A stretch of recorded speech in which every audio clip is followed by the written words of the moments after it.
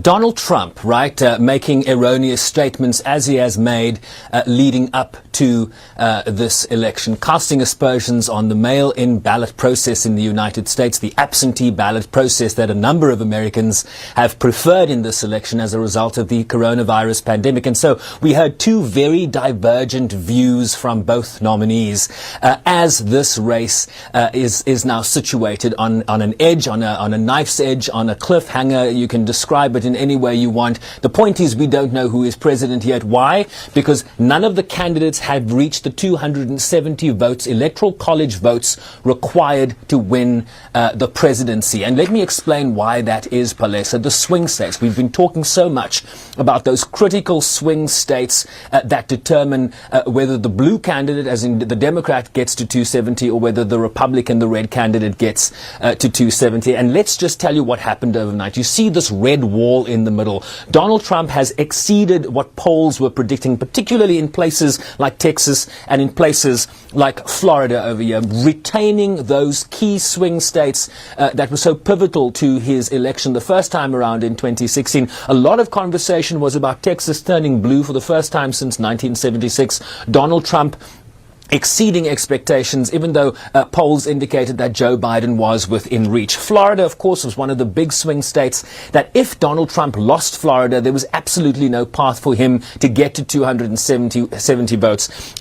Clearly an important win for the Republican there, and keeping him in the game, as it were. What's outstanding? Georgia. What's interesting about Georgia, mail-in ballots in places like Atlanta, which heavily favor the Democratic Party, that's a big precinct that is still outstanding. So the sense we are getting here is that Biden is still in play in Georgia. Georgia, of course, a traditional Republican stronghold that hasn't voted for a Democratic presidential nominee since 1992.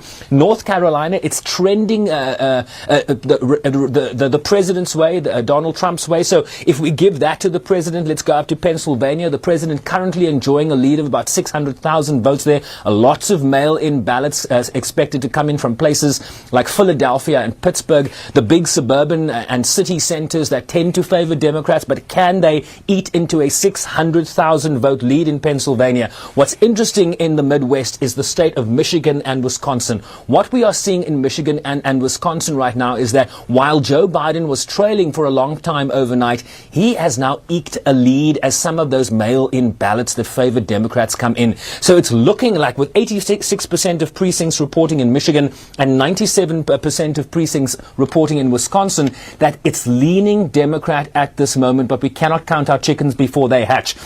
In Nevada, a similar issue. 6 electoral college votes there, 86% of precincts reporting. We are told that the outstanding votes that need to be counted are mail-in ballots, and as the trend goes, mail-in ballots favor Democrats, but very, very, very close in Nevada. 86%, Biden at 49.3%, Trump at 48.7%, so that's very, very close.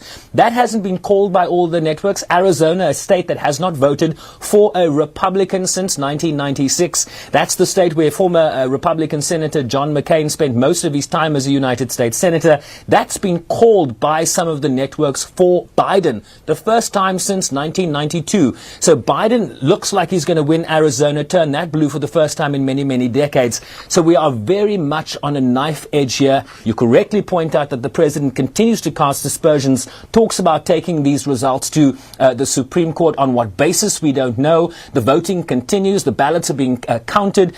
Electoral law is being followed in the United States. What fraud the president is talking about, no one can point out to what the president is talking about when he talks about fraud, Palesa. All right. So it is still, of course, early days now to sort of preempt what is likely to happen. But what sense are you getting from the Americans, Sherwin?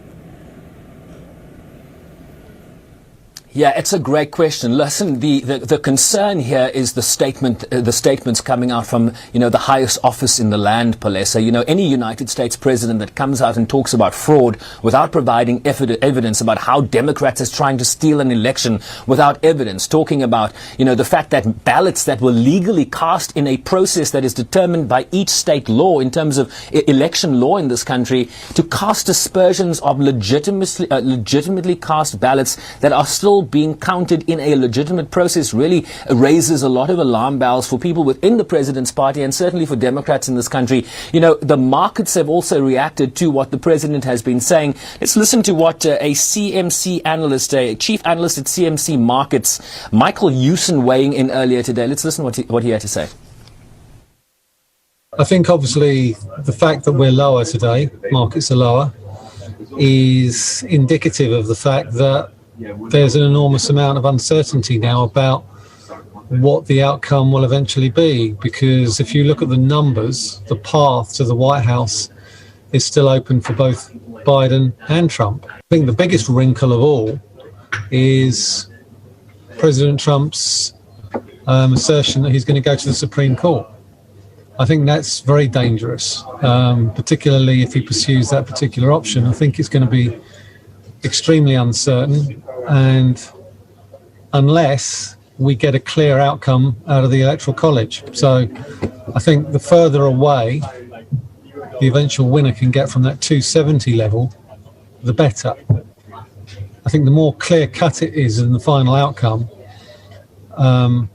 could actually take some of the sting out of that announcement that he made earlier today. So, Michael Hewson, they're talking about the further away the eventual winner can get from the 270 level, the better. So he's talking about, whoever wins this election should have a clear advantage. That might not be the case given how close things are here. But the president, Palesa, when he talks about going straight to the Supreme Court, that's not how the legal system works in any country, no less here in the United States. You don't go directly to the Constitutional Court in South Africa unless, of course, it's a serious government matter of constitutional ramifications. Here, you have to go to state law if you have a concern about what's going on in Pennsylvania. Pennsylvania also has a Supreme Court, as does every state in this country. So the legal process, you'd have to start at the lower courts before it gets escalated up to the Supreme Court. So it's very unclear what the president's strategy is in terms of casting aspersions on this process.